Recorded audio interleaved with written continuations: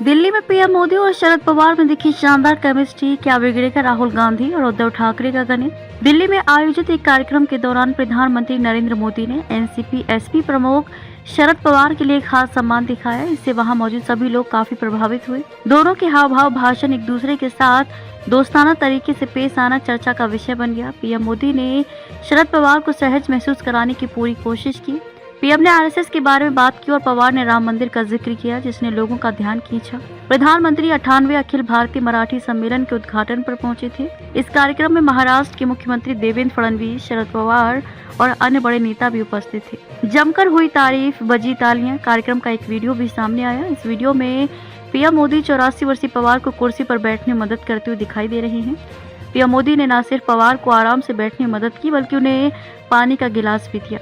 ये देखकर दर्शकों ने तालियों से उनका अभिनंदन किया। क्या बोले पीएम मोदी। बहुत लंबे समय बाद मोदी जी ने किसी सार्वजनिक कार्यक्रम में आरएसएस के बारे में बात की। मोदी जी ने कहा, यह गर्व की बात है कि महाराष्ट्र की महान धरती पर एक मराठी भाषी व्यक्ति ने 100 साल पहले राष्ट्रीय स्वयंसेवक संघ की नींव रखी थी। आज हम इसकी शताब्दी मना रहे हैं। ये संगठन बरगद के पेड़ की तरह बड़ा और फला फूला है।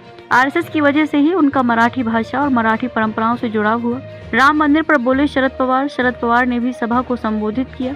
उन्होंने अयोध्या में राम मंदिर के उद्घाटन का जिक्र किया। पवार ने कहा कि जीडी माडगुलकर की मराठी में लिखी गई गीत रामायण, जिसे सुधीर फड़के ने गाया है, बहुत लोकप्रिय हुई है। हालांकि दोनों नेता अलग अलग राजनीतिक विचारधाराओं से हैं, लेकिन उनके बीच गहरी दोस्ती साफ दिखाई दे रही थी। कुछ दिन पहले शरद पवार ने शिंदे का किया था सम्मान। ये घटना कुछ हफ्ते पहले दिल्ली में हुए एक कार्यक्रम में शरद पवार के एकनाथ शिंदे को सम्मानित करने के बाद हुई। इससे उनके सहयोगी दल शिवसेना यूबीटी ने काफी नाराजगी जताई थी। उद्धव ठाकरे के नेतृत्व वाले गुट ने दावा किया था कि इस कदम से मराठी लोगों की भावनाओं को ठेस पहुंची है। उन्होंने उप मुख्यमंत्री को महाराष्ट्र का दुश्मन भी बताया था।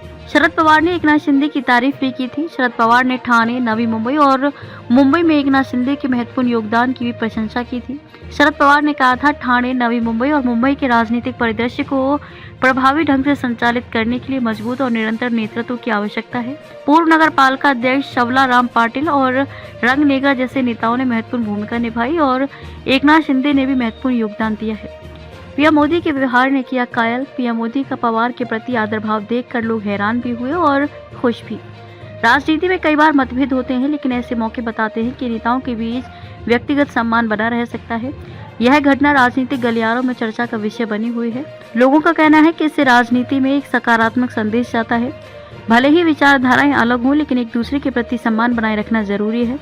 यह एकता और सद्भावना का प्रतीक है। आने वाले समय में ऐसे और भी उदाहरण देखने को मिले, ये उम्मीद है।